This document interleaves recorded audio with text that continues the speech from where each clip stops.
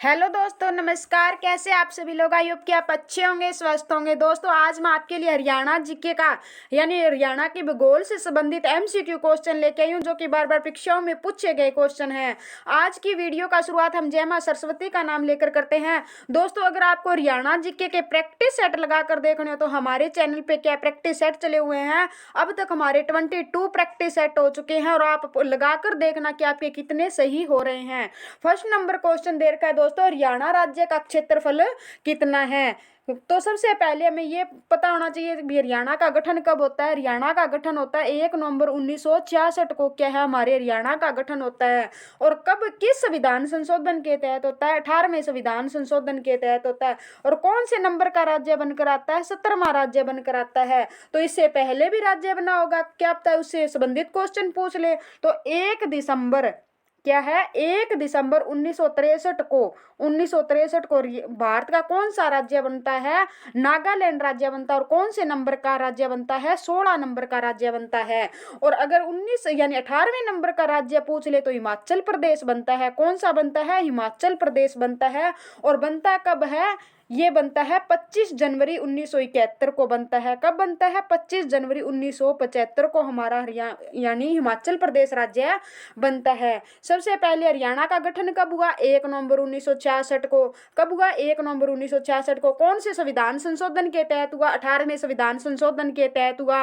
और कौन सा राज्य बनकर आता है? 17वां राज्य बनकर आता है। इससे पहले कौन सा बनता है? नागालैंड बनता है। 16 नंबर का राज्य बनता है। 1/12/1963 को राज्य बनकर आता है। और हिमाचल प्रदेश हमारा 18वां राज्य बनता है 25/1/1971 को, यानी राज्य बनकर 18वां सामने आता है। अगर यह पूछ ले ईस्ट इंडिया कंपनी का पूर्ण राज्य पर, पूरे हरियाणा पर कब अधिकार हो गया था? ये एचएसएससी में पूछा गया क्वेश्चन है दोस्तों। 1809 या 10 में क्या है, 1809 से 10 तक क्या है, हरियाणा राज्य पर पूरा ईस्ट इंडिया कंपनी का अधिकार हो जाता है। 1857 से पहले यानी क्रांति से पहले कब हरियाणा किसका राज्य रहा था? हरियाणा यूपी का होता है। 1858 में इसे किस में मिला दिया जाता है? पंजाब में मिला दिया जाता है, क्योंकि पंजाब की अधिकतर रियासतों ने किसका साथ दिया था? पंजाब ईस्ट इंडिया कंपनी यानी अंग्रेजों का साथ दिया था। इसके कारण हरियाणा को भी उसमें मिला देते हैं ताकि हरियाणा दोबारा फिर से क्रांति न कर सके। अब आती है दोस्तों, भारत के कितने लैंड लॉक्ड राज्य हैं? भारत के कितने लैंड लॉक्ड राज्य हैं? भारत के 5 लैंड लॉक्ड राज्य हैं, उसमें हमारे हरियाणा का भी नाम आता है।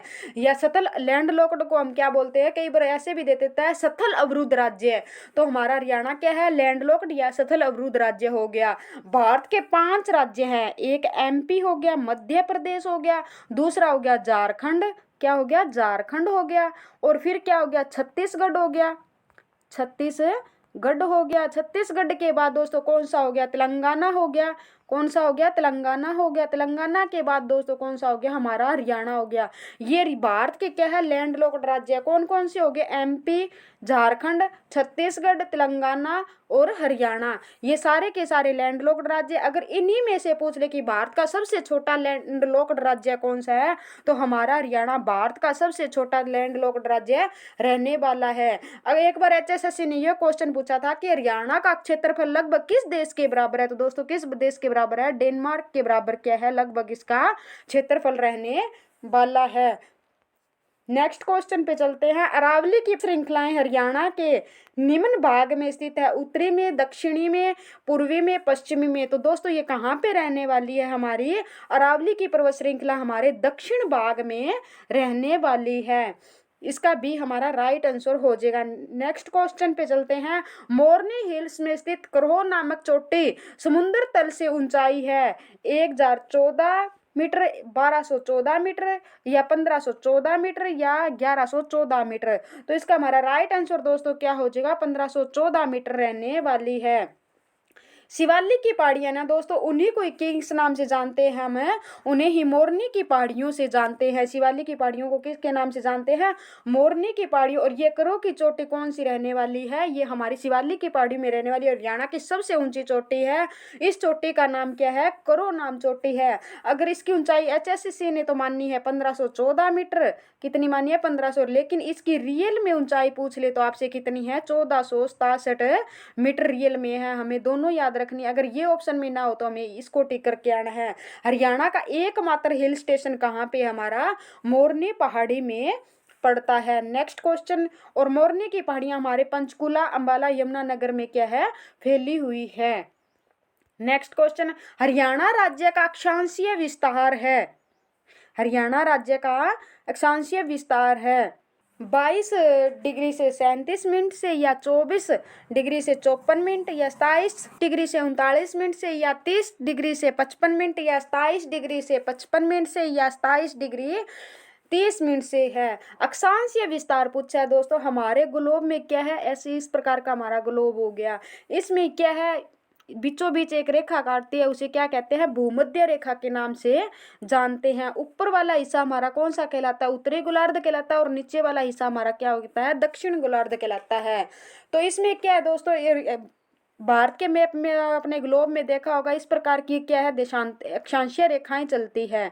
अब इन्हें याद कैसे रखें भी, कौन सी अक्षांश और कौन सी देशांतर रेखाएं। जैसे हम ए लिखते हैं, ए की इस लंबी डंडी को क्या है, लंबी कर देते हैं, तो इस प्रकार की क्या होगी, हमारी अक्षांशीय रेखा होगी। अगर हम देशांतर यानी देशांतर द लिखते हैं, तो इसमें क्या है, नीचे वाली डंडी क्या है, हमारी लंबी हो रही है, तो ये क्या होगी, देशांतर रेखाएं होगी। कौन सी होगी, ये देशांतर रेखाएं होगी। तो ये अक्षांशीय रेखा फिर हमारे भारत में से जाती है, तो हमारे हरियाणा में भी तो जाएगी। तो क्या हो जाएगा, अक्षांशीय रेखा यानी ये भूमध्य रेखा होगी। इधर हमारा यहाँ से अक्षांशीय रेखा ऐसे ऐसे करके यहाँ पर काट रही है, ऐसे काट रही है। तो ये क्या है, हमारे ऊपर क्या है, सबसे पश्चिमी बिंदु, यानी हरियाणा का पश्चिमी बिंदु पूछ ले तो हरियाणा का कौन सा रहने वाला पश्चिमी बिंदु, सिरसा जिले का चौटाला गांव क्या है, हरियाणा का पश्चिमी बिंदु है। शाहपुर पंचकुला पूछ ले, पंचकुला का शाहपुर है, वो उत्तरी बिंदु है। मेवात का दोहा यानी वो क्या है, हरियाणा का दक्षिणी बिंदु रहने वाला है। और यमुनानगर का ताजेवाड़ा है दोस्तों, वो कौन सा रहने वाला है, हरियाणा का पूर्वी बिंदु रहने वाला है। हरियाणा यानी कि भारत यानी इंडिया में से अक्षांशीय रेखाएं निकलती है, तो सीधी सी बात है कि हमारे हरियाणा में से भी क्या अक्षांशीय और देशांतरीय रेखाएं दोनों निकलेगी। ये दोस्तों क्या काल्पनिक रेखाएं हैं, ये हमारा क्या है, ग्लोब है, आपने देखा होगा। अब एक अक्षांशीय बताई मैंने, एक देशांतरीय रेखा, इनके जो बीचों बीच रेखा निकलती है उसे क्या कहते हैं, उसे हरियाणा का यानी हरियाणा का नहीं, भूमध्य रेखा कहते हैं। इसे क्या कहते हैं, भूमध्य रेखा कहते हैं। अब दोस्तों क्या है, अक्षांशीय रेखाएं किसे बोलते हैं, जो ऐसे लंबी लेटी हुई रेखाएं हैं, ये ऐसे ग्लोब से रेखाएं दिखते हैं हमें, इन्हें क्या कहते हैं, अक्षांशीय रेखाएं कहते हैं। इन्हें क्या कहते हैं। अब अक्षांशीय रेखाएं और देशांतर रेखाएं याद करनी मुश्किल हो जाती है, तो हम ए लिखते हैं दोस्तों। ए में इस लाइन, बीच वाली लाइन को क्या है, हम लंबा करके लिखते हैं ऐसे। तो ये लंबी रेखाएं यानी ऐसे जा रही है, ये रेखाएं कौन सी हो जाएगी, अक्षांशीय रेखाएं। और देशांतरीय रेखाएं द लिखते हैं, द की ये वाली लाइन हम क्या लंबी करके लिखते हैं, तो ये कौन सी हो जाएगी, हमारी देशांतरीय रेखाएं हो जाएगी। अब अक्षांश और देशांतर रेखाओं में आपको क्या है, फर्क नजर आने लगा है।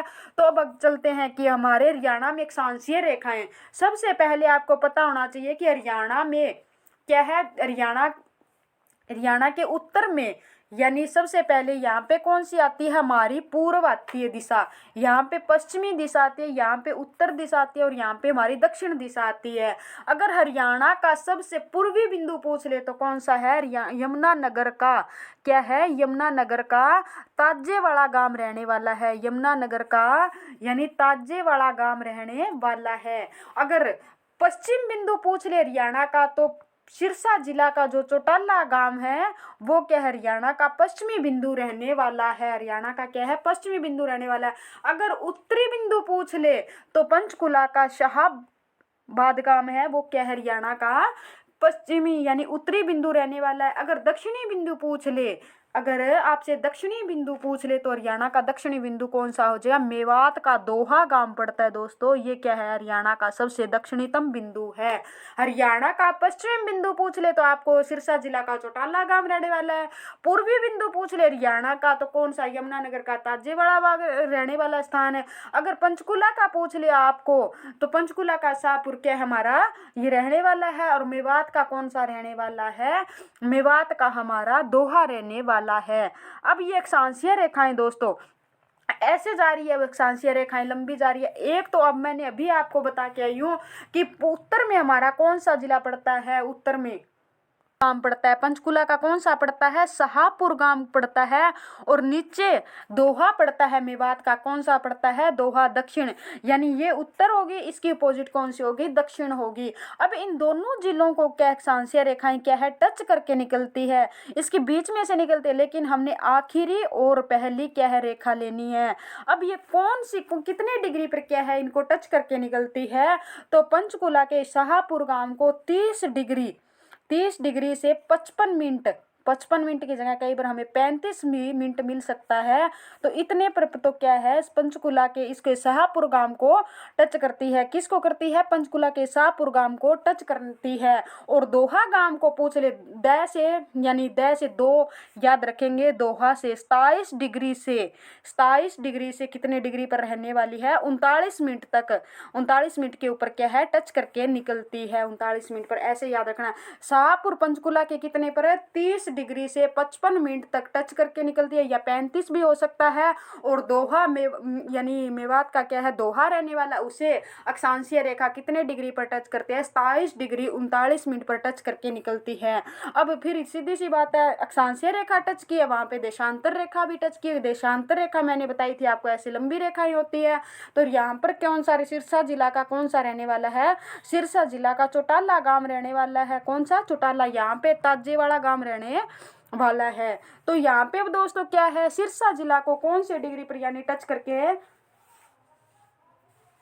निकलती है, 74, यानी चौटाला का क्या है 4 है, और 74 भी हमारा क्या आएगा दोस्तों इसमें, 74, यानी 74 क्या है, 74 पे याद रखेंगे, चाय से चौटाला और चाय से 74 minute, 74 minute 28 second, 74 degree 28 minute पर क्या है टच करके हरियाणा के सिरसा जिला को निकलती है। अब ये 28 कैसे याद करें, इन दोनों का आपस में गुणा करके देखो, 7 चौक 28 होता है, तो ये क्या हो गया, 74 डिग्री 28 मिनट पर देशांतर रेखा सिरसा जिले को टच करती है। और ताजेवाड़ा को कौन से पे टच करती है, ताजेवाड़ा को 77 डिग्री 36 मिनट पर टच करके यहाँ से क्या है देशांतरीय रेखा निकलती है। सबसे पहले अक्षांशीय रेखा बताई, अक्षांशीय रेखा शाहपुर यानी पंचकुला को कौन से पर टच करती है, 30 डिग्री से 35 या 55 मिनट पर टच करती है। और दोहा गांव को कौन से पर 27 डिग्री से 39 मिनट पर टच करती है। सिरसा को 74 से 28 और ताजेवाड़ा को 70 से 36 मिनट पर टच करती है। बता क्या यू, यानी सिरसा जिला को, सिरसा जिला के जो चौटाला गांव को उस पे कितने पे टच किया था, उसे किया था 74, यानी चाय से चौटाला, चाय से 74, 74 से 7 चौक 28, ऐसे करके हमने याद किया था। सिरसा जिला को ये देशांतर टच करती है। और 70 डिग्री से 36 मिनट पर देशांतर बीच में रेखा ये टच करके निकलती है। नेक्स्ट क्वेश्चन, किस भूगर्भिक काल में हरियाणा राज्य की भूगर्भिक संरचना में महत्वपूर्ण परिवर्तन हुए थे, आइजोइक काल या पैलेजोइक काल या मेसेजाइक काल या कैनेजोइक काल।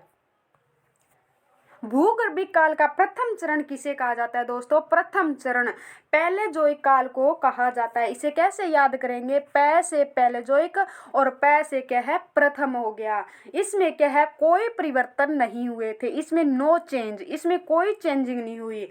और फिर मध्य काल का आता है दोस्तों मैसेजोइक काल आता है। इसमें क्या है मैसेजोइक, मै से मैसेजोइक और मै से मध्य काल बोलते हैं। इसकी संरचना में क्या है कोई महत्वपूर्ण यानी कुछ परिवर्तन हुए थे, सिर्फ कुछ परिवर्तन हुए थे। तो इसका हमारा राइट आंसर दोस्तों क्या हो जाएगा, इसका हमारा राइट आंसर दोस्तों सी हो जाएगा। मैसेजोइक काल में क्या है कुछ परिवर्तन हुए थे, क्या हुए थे। और कैनेजोइक काल में दोस्तों क्या हुआ था, इस काल के अंदर नदियां, नाले, पहाड़ आदि का निर्माण होता है कैनेजोइक काल में। नेक्स्ट क्वेश्चन पे, भूगर्भिक काल में हरियाणा में नदी, नाले, पहाड़ आदि का सुचारू रूप से निर्माण हुआ था। अभी मैं बता के आई हूँ, पहले जो एक पै से क्या हो गया प्रथम में क्या हुए थे नो चेंज।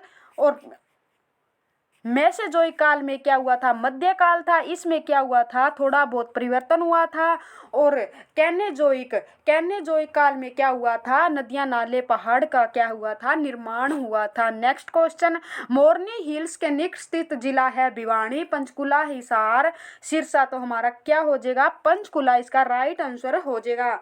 यहाँ पे दोस्तों करो चोटे भी है, अभी मैंने बताया था इसकी ऊंचाई कितनी है 15-14 मीटर रहने वाली है HSC के अकॉर्डिंग, और रियल में पूछ ले तो 14-67 मीटर रहने वाली है। Next question, colonel M L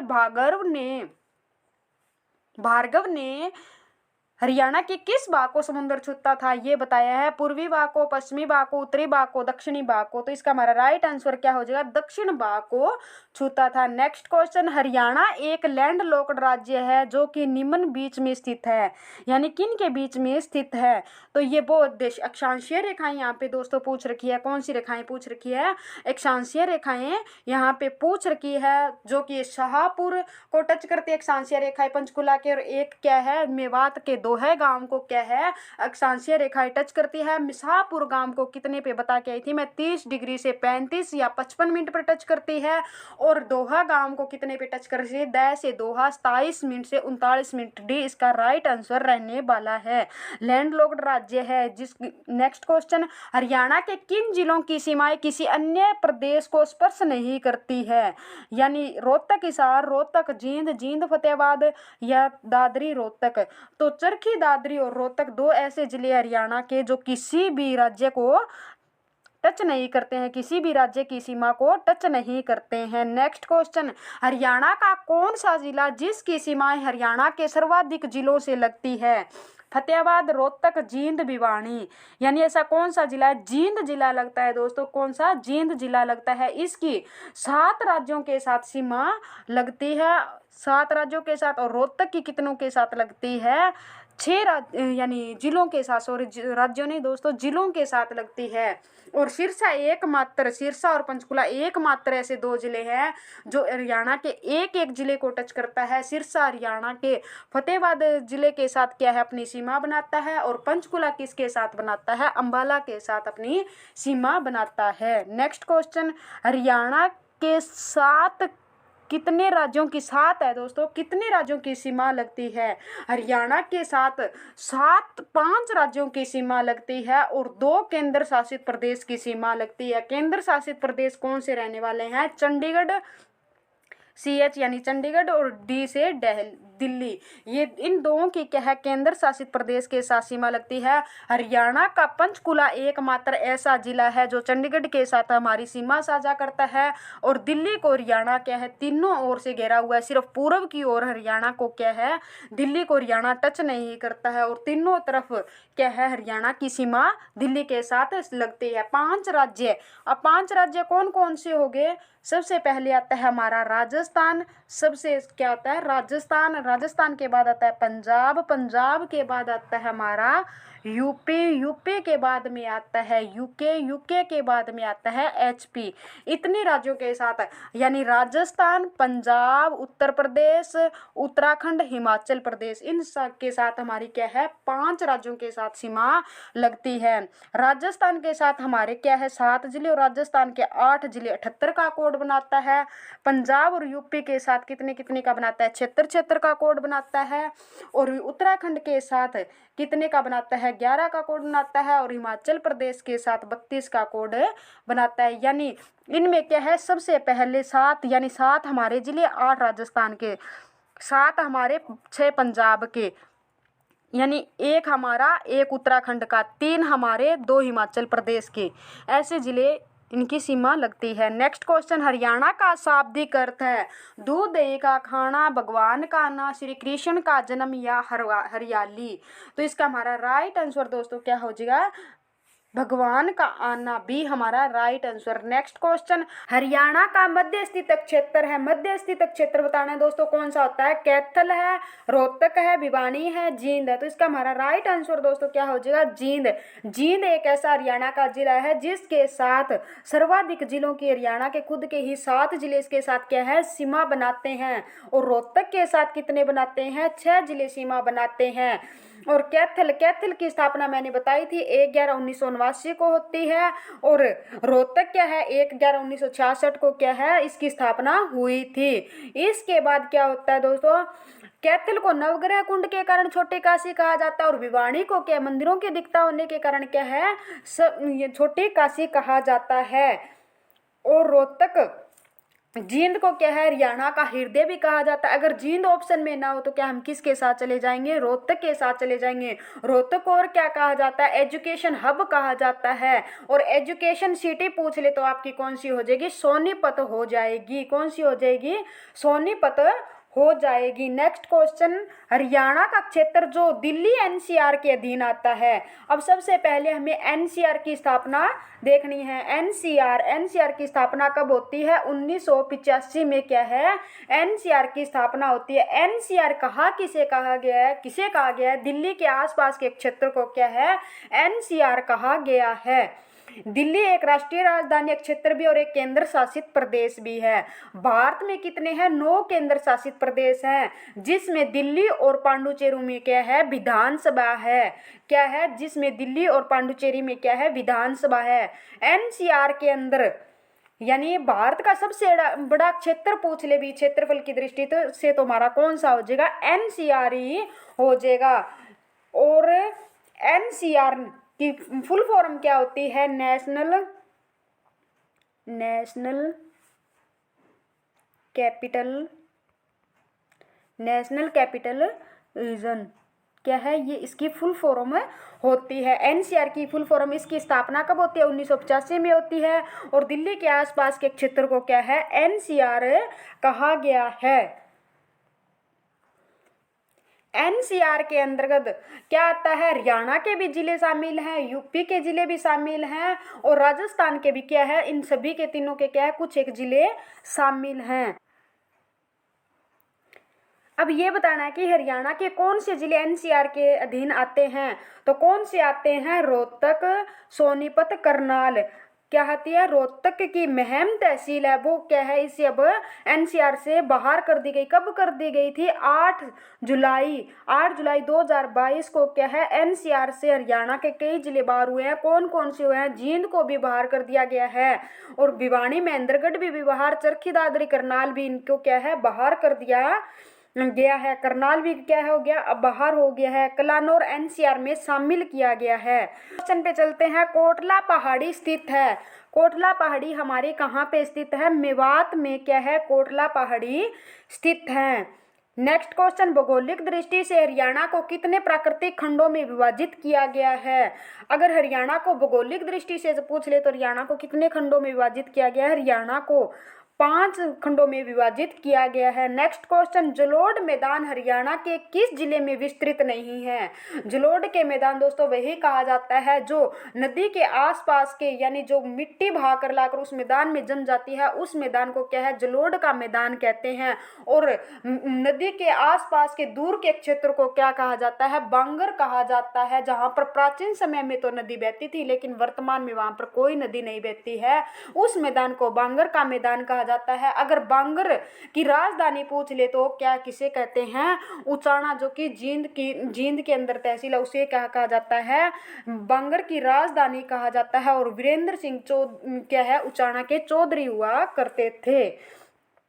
विस्तृत नहीं है, ये पूछ रखा है कहाँ विस्तृत नहीं है, तो कहाँ पे हो जाएगा, इसका हमारा राइट आंसर दोस्तों क्या हो जाएगा, पंचकुला हो जाएगा। नेक्स्ट क्वेश्चन, हरियाणा के मध्य स्थित हृदय हरियाणा का कौन सा नगर है, कौन सा नगर है, हरियाणा का हृदय किसे कहा जाता है। डायरेक्ट क्वेश्चन घुमा के दे रखा है, किसे कहा जाता है, जींद को कहा जाता है। और जींद में क्या है, कौन सी नस्ल की भैंस पाई जाती है, मूरा नस्ल की भैंस क्या है यहाँ पे पाई जाती है, जिसे हरियाणा का काला सोना कहा जाता है। इसे एशियन ट्रैक्टर के नाम से भी जाना जाता है। थैंक यू दोस्तों, नेक्स्ट वीडियो में फिर मिलते हैं, धन्यवाद।